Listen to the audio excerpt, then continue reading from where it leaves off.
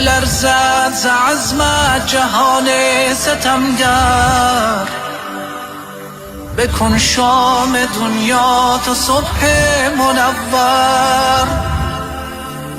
توی مظهر دین، توی عزت ما، توی دفع ظلمت، توی حرمت ما.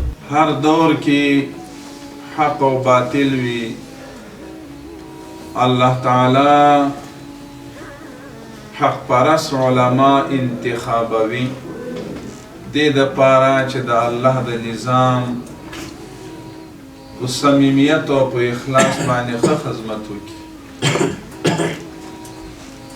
اصلاح د ټولنه وکړي، اصلاح د جامعه وکړي.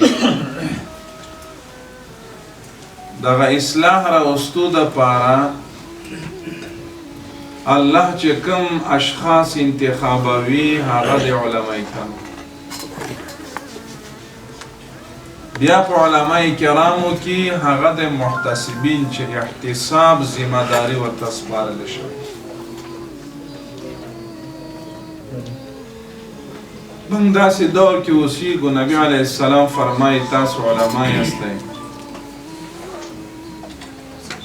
چې داسې وخت به راشي یصبح مؤمنا ویمسی کافرا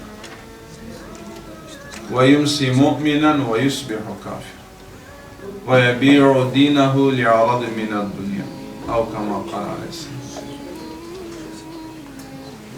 سبا مسلمان چې شپه شي نو کافر.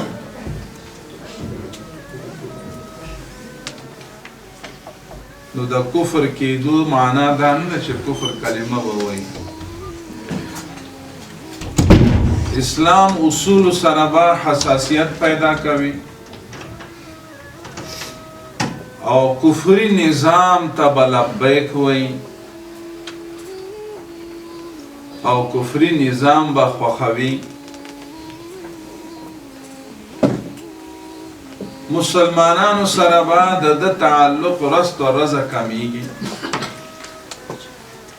مسلمانانو نه به نفرت کوي، رغبت کفارو طرف ته وي،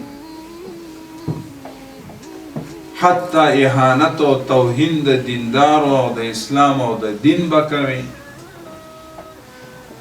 نو د اسلام دایرې نه وي. دغه وخت کې د فتنې په وخت کې د دین خدمت کول دا د هر چا کار نه وي، دا د هغه اشخاصو کار وي چې الله انتخاب کړی.